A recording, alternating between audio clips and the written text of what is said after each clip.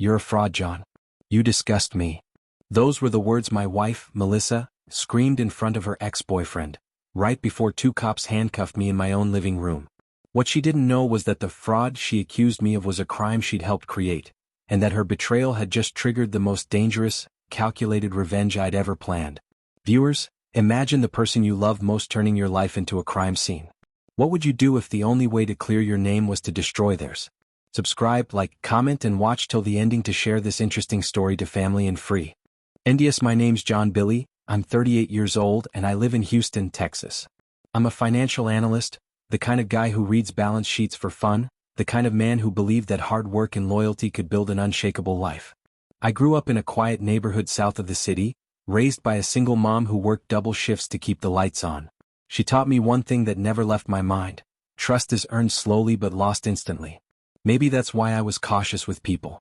Maybe that's why, when I met Melissa, I thought I'd finally found someone who saw me, not just what I could provide. She was radiant, sharp-tongued, and had this way of walking into a room and making it hers. I met her at a charity auction back in 2015. She was a real estate agent then, still hustling to get her license, while I'd just gotten promoted at a mid-tier investment firm. We talked about ambition, family, and the kind of future that felt just within reach. Fast forward 7 years, we had it all, or so it looked. A 3-bedroom house in Spring Branch, 2 cars, and a picture-perfect marriage that neighbors envied. On weekends, we'd barbecue in the backyard or binge-watch Netflix on the couch, her head resting on my shoulder. If someone told me then that she would one day call the cops on me, accuse me of fraud in front of her ex-boyfriend, and watch me get handcuffed like a criminal, I'd have laughed. It happened on a Friday. I was wrapping up a late report when the knock came, heavy, deliberate, the kind that sends a chill down your spine. Outside, the sun was dipping low, staining the sky a rusted orange. I wiped my hands on my desk, wondering who'd be visiting at 6:30 p.m. When I opened the door, 2 police officers stood there. Behind them, Melissa, dressed in a red blouse, hair perfectly styled like she'd just come from work. But it wasn't her usual warm smile that greeted me. Her eyes were cold, sharp, unreadable. And standing just behind her, leaning on a sleek black Tesla, was a man I hadn't seen in years, Derek Coleman, her ex-boyfriend. One of the officers cleared his throat. "John Billy?" "Yeah, that's me. You're under arrest for financial fraud and embezzlement." For a second, I thought it was some kind of twisted prank. I actually laughed, a nervous, confused sound. "You've got the wrong guy." But Melissa stepped forward, voice steady. "No, they don't. You scammed me and my ex. You took money from both our accounts, John." Her words didn't sound real. Each one hit like a hammer blow. I looked from her to Derek, who was now smirking, enjoying every second of my downfall, and then back to the officers as they pulled out the cuffs. The metal clicked around my wrists. My heart pounded. I wanted to ask why she was doing this, why Derek was even here, but my throat was dry. Neighbors peeked from their porches. Someone filmed on their phone. As they led me to the car, Melissa turned away, pretending to wipe tears. But just before I got in, I saw her reflection in the window, a faint smile flickering on her lips. That was the moment I realized, this wasn't a mistake. It was a setup. The world moved in slow motion that evening, but the noise was deafening. Radios crackling, neighbors whispering, the slam of the patrol car door behind me. I could still feel the sting of cold metal against my wrists. As the officers pushed me gently but firmly into the back seat, I caught sight of Derek again. He leaned against his Tesla, arms crossed, a small, satisfied smirk crawling across his face. He looked like a man watching karma unfold, except I knew deep down that he was the karma. Melissa stood beside him, holding her phone, pretending to text, but her eyes darted toward me once in a while. Every time they did, she straightened her posture and looked away, like she couldn't risk breaking character. She wasn't just angry. She was prepared. Every movement, every tear, every accusation, rehearsed to perfection. The car began to move, and through the tinted glass I could see my neighbors. The Rodriguezes from across the street stood on their porch, mouths open in disbelief. 2 kids on bicycles stopped, staring like they were watching a movie scene unfold. My stomach twisted. In 10 minutes, I had gone from respected professional to neighborhood scandal. At the precinct, they processed me like I was just another name on a clipboard. Fingerprints, mugshot, property inventory. When the officer asked if I wanted to make a call, I hesitated. I didn't even know who to call. Melissa was supposed to be the person I'd call in a moment like this. They put me in a holding cell, Bare concrete, steel bench, the kind of lighting that makes you question every choice you've ever made. I sat there for hours replaying everything. The last few weeks had been off, but I hadn't connected the dots. She'd been distant, distracted, often working late. When I'd asked, she'd smile and say, "You know, real estate never sleeps." I believed her. That's the thing about betrayal, it hides in routines that look like love. It wasn't until midnight that I saw Derek again, this time through the small glass window of the interrogation room. He stood beside a detective, flipping through a folder of papers. His confidence made me sick. He wasn't supposed to be part of this, not like this. He was Melissa's past, the one she told me broke her heart in college, the man who cheated on her with her best friend. I remembered how she'd cried when she told me that story the night we first met. I held her, promised her she'd never have to feel that kind of betrayal again. Now it was my turn to be the fool. When they finally let me speak to the detective, I explained everything I could, that I hadn't touched Melissa's account, that I had no idea why Derek was involved. But the detective barely looked up.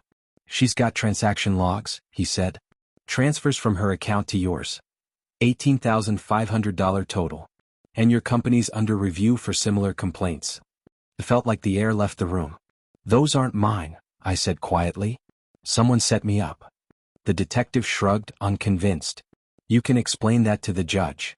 That night they moved me to a cell. The concrete was cold, but not as cold as the realization that someone I loved enough to die for just tried to bury me alive. Around 3 a.m., as I stared up at the dim flickering light, I thought about the last conversation Melissa and I had before all this. It was 2 nights earlier. She kissed my cheek before bed, whispered, "Don't stay up too late working." Her tone was soft. Her perfume lingered. And now, I couldn't shake the thought that maybe she already knew what she was going to do. That kiss was just her way of saying goodbye. By morning, the whispers in my head had turned to resolve. I didn't know why she'd done it or how Derek fit into it all, but I knew one thing for certain: I was going to find out. And when I did, I wasn't just going to clear my name. I was going to destroy their plan piece by piece, exactly how they tried to destroy me. Please subs. R.I.B. The cell smelled of sweat, bleach, and regret. The kind of air that clings to your skin, heavy and metallic. I sat on the thin bench, elbows on my knees, my mind replaying every second of the past 48 hours like a broken film reel. The cuffs had left faint bruises around my wrists, small, circular reminders that my freedom wasn't really mine anymore. When you're locked in a room with nothing but your thoughts, time starts to warp. Every minute feels like 10, every sound becomes amplified. The hum of the fluorescent lights above me was maddening. I tried to sleep, but the moment I closed my eyes, I saw Melissa, her calm face as I was being cuffed, the fake tremor in her voice when she told the officers I'd stolen everything. I kept asking myself why. Why would she do this? What did she stand to gain? The answer came to me in fragments. Small things I'd ignored before. 3 months ago she started acting distant. Late-night calls, urgent client showings, and whispered conversations that stopped the second I entered the room. I remember one night, waking up around 2 a.m. and hearing her in the kitchen. She was laughing softly, the kind of laugh I hadn't heard in months. When I stepped out, she quickly ended the call. "Work," she said, smiling faintly. "Who laughs about work at 2 in the morning?" I'd asked. She didn't answer. She just walked past me, kissed my shoulder, and went to bed. At the time, I convinced myself it was nothing. We were both busy, both chasing careers.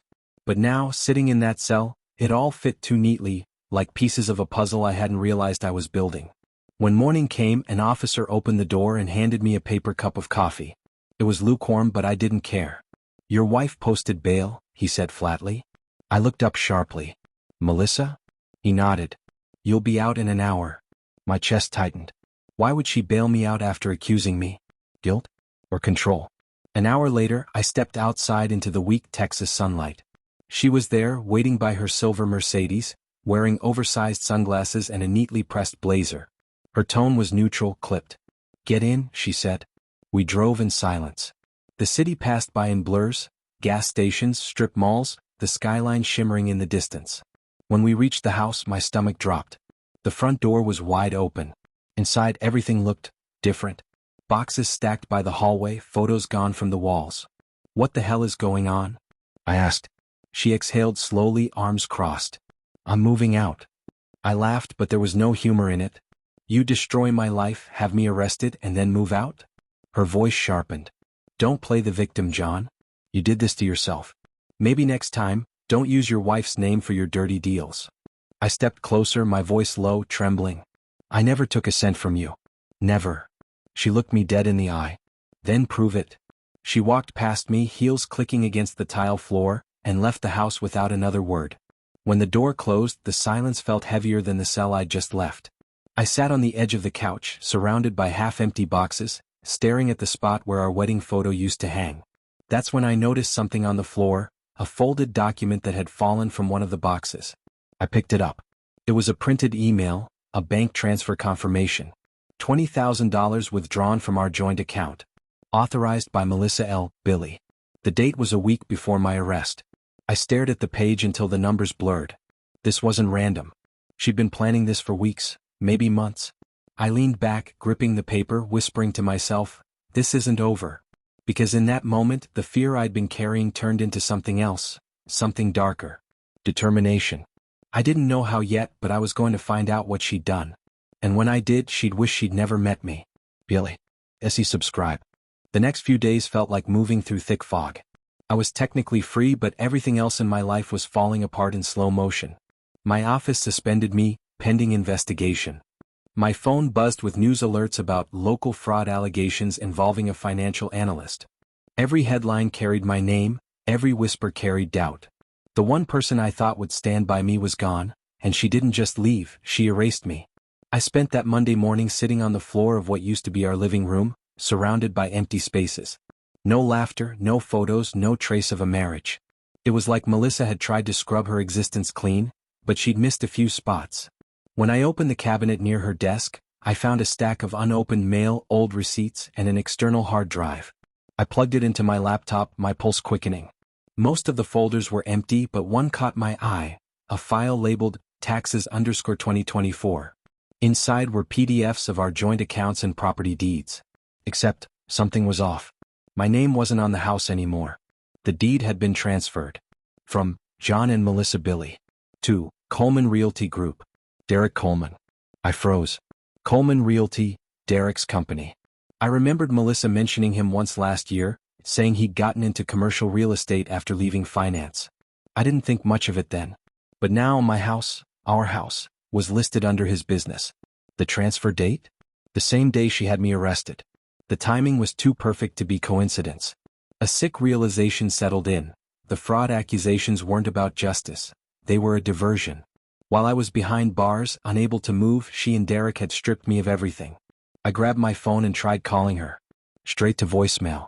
I tried again. Nothing. Finally, I texted her. "Melissa, I know what you did. We need to talk before this gets worse." 5 minutes later, a reply came. "Stop contacting me, John. You need help. I'm blocking your number." That's when I noticed an unread email in my inbox from an address I didn't recognize, truthsender99@protonmail.com. The subject line read, "Check the property records. You'll see what she did." I already had. But the email went further. Inside was an attached PDF containing scanned screenshots, conversations between Melissa and Derek. Their tone was casual, intimate, like people who'd known each other far too long. "Derek, once he's booked, I'll handle the paperwork. Don't worry." "Melissa, you're sure no one can trace it back?" "Derek, by the time he's out, everything will be in my company's name. We'll be in Miami by next month." "Melissa, perfect. He'll think the police came because of his job. He always leaves trails." My chest tightened. Miami. So that was their plan, take the house, sell it, run. I scrolled down further and found a photo. It was the two of them, sitting at a rooftop bar, Derek's hand on her thigh, both smiling like they just pulled off the greatest joke in the world. The timestamp on the photo? The same night I was locked in that cell. For a long time I just sat there, staring at the screen.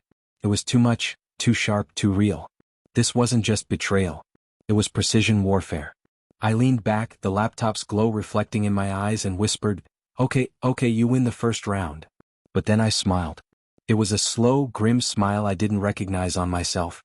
Because if they thought I'd just crumble, they'd forgotten who I was. I wasn't just a financial analyst. Before I went corporate, before the suits and briefcases, I used to work in cybersecurity. I knew how to trace hidden accounts, forged documents, deleted records. And if Melissa and Derek wanted to play this like a game, they just stepped onto my field. That night I started digging. It began with one simple question echoing through my mind: not why she did it but how far she'd gone. Sleep became a stranger after that night. My body would collapse but my mind stayed awake, chasing ghosts through code, numbers and half-buried memories. Every click of my keyboard sounded like a heartbeat, every file I opened was another wound reopening. I wasn't just looking for proof anymore, I was looking for answers. By dawn my living room looked like a crime lab. Sticky notes covered the wall, string-connected names and dates, laptops glowed with open bank portals and document viewers. Somewhere between the sleepless hours, I realized I'd become my own detective.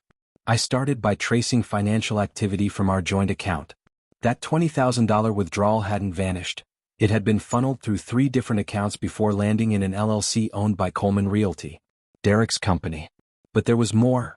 Melissa had used my work credentials to make a separate wire transfer that looked like it came from my firm. She hadn't just set me up at home, she'd planted evidence that could destroy my entire career. The deeper I dug, the more I saw how perfectly timed everything was. She filed the house transfer on a Friday morning, had me arrested that evening, and Derek listed the property for sale the next day.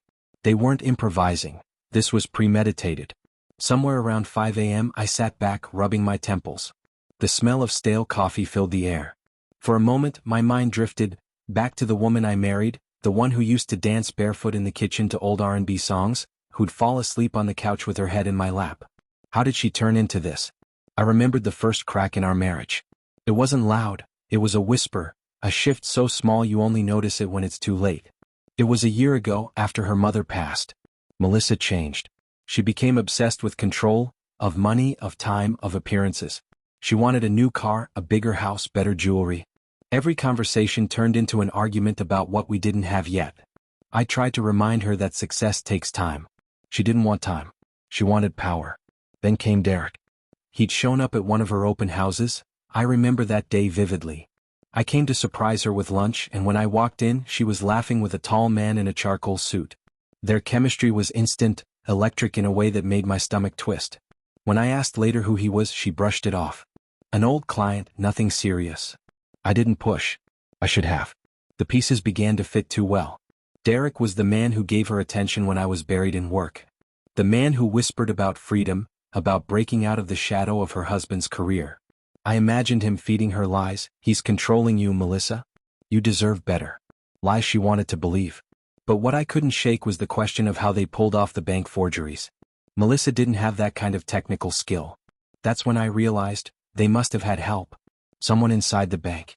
Someone who knew how to mask digital trails. I pulled up the metadata from one of the PDF documents she'd filed as evidence.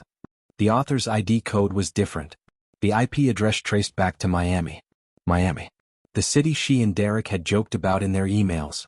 It wasn't just a fantasy, it was their destination. At that moment my phone buzzed, a message from a blocked number. Stop digging, John. You're only making it worse for yourself. My pulse spiked. I typed back immediately. Who is this? No reply. I stared at the phone, the silence louder than any threat.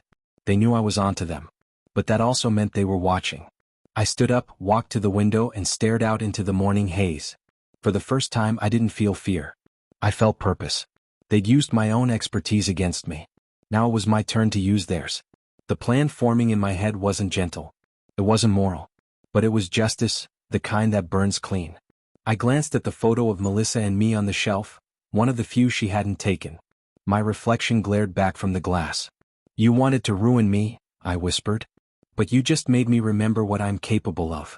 The next step was clear. I needed help from someone who understood how to fight fire with fire. Someone like Agent Harris, the one man I'd once sworn I'd never call again. Please subscribe. Agent Harris wasn't easy to find, and that was by design. After my arrest, I'd cut all ties with anyone connected to law enforcement. Harris had been my contact years ago when I worked as a cybersecurity consultant for a federal project. He was sharp, relentless, and ruthless when it came to exposing fraud. But Harris also had a dark side, one that could destroy anyone who crossed him. I found him 2 days later, sitting in a dim bar just outside Atlanta. The place smelled of bourbon and regret. When I walked in, he looked up from his glass with that same half-smile I remembered. John Billy, he said, swirling his drink. Didn't think I'd see you unless I was reading your obituary. Close enough, I replied, sliding into the booth. I need your help. He studied me, The same calm predator look he used on suspects.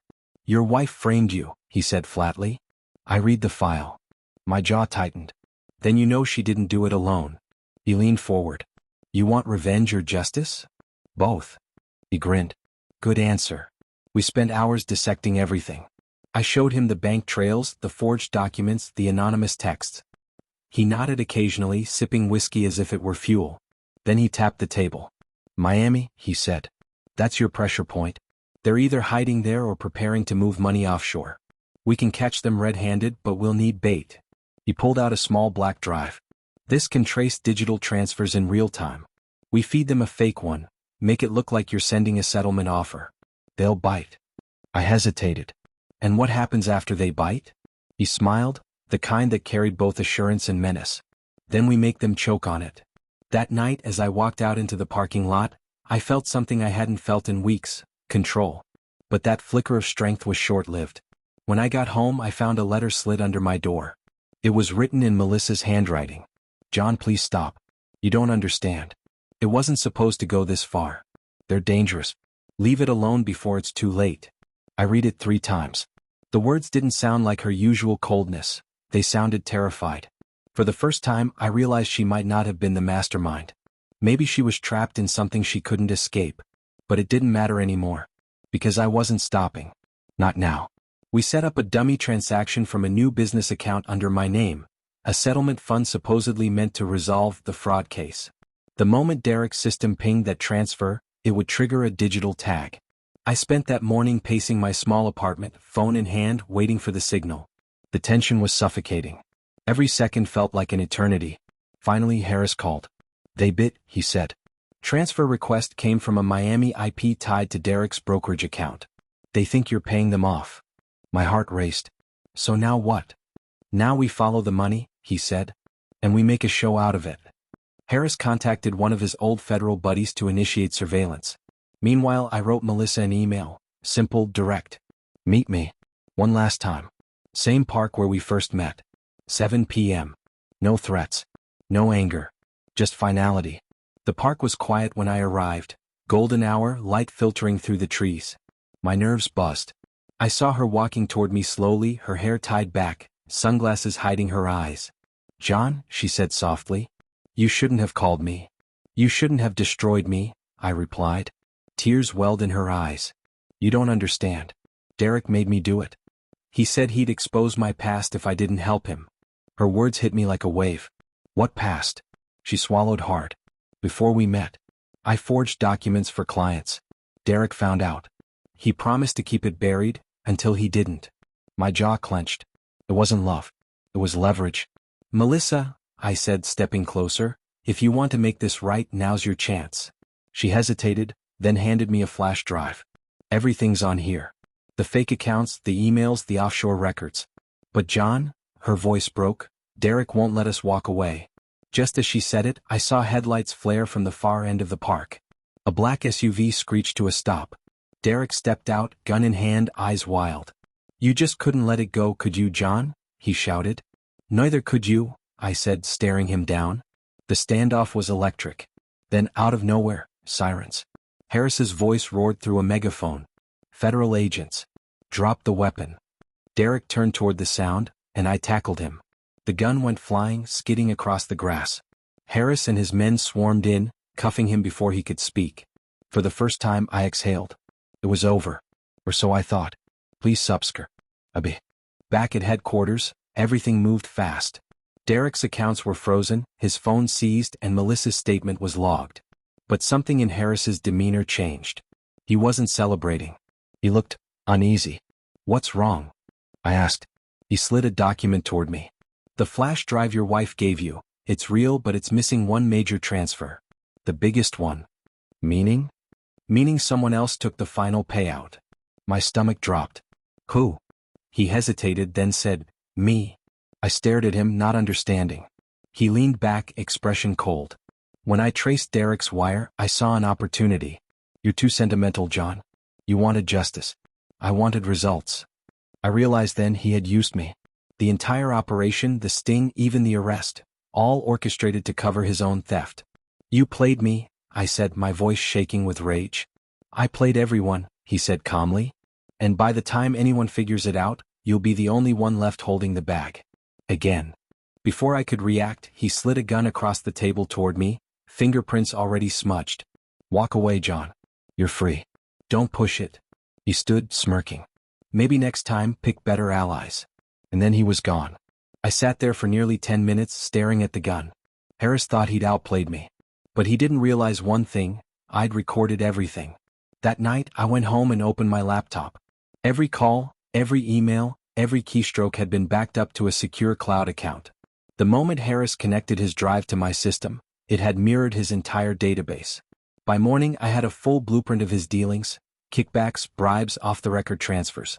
He wasn't just dirty, he was the mud. I uploaded the files anonymously to 3 outlets: an investigative journalist, a cybersecurity watchdog, and the FBI's ethics office. By 9 a.m., the story broke nationwide. FBI agent implicated in multi-million-dollar fraud cover-up. Melissa called me crying. John, what did you do? I did what I should have done months ago, I said quietly. I fought back.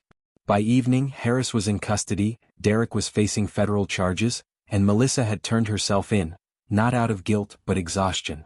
She looked broken. I wanted control, she said through tears. Now I don't even have myself. I didn't say anything. There was nothing left to say.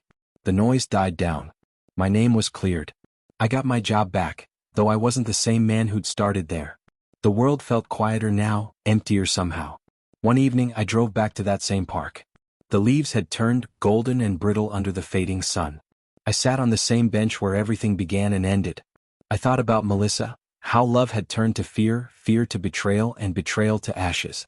I didn't hate her anymore. I just felt sad. My phone buzzed, a message from an unknown number. Heard you're good at finding ghosts. I might have a job for you. I stared at it for a long time, then smiled faintly. Maybe this was my new purpose. Not just surviving betrayal, but hunting it. As the sun dipped behind the skyline, I whispered to myself, you can strip a man of everything, but you can't strip him of what he learns in the fire. The camera would fade out slowly, my silhouette against the amber light, the city breathing behind me, the faint echo of sirens somewhere in the distance. Because in this story, revenge wasn't about winning. It was about remembering who I was before they tried to erase me. Subscribe, like, comment, and share for more interesting stories.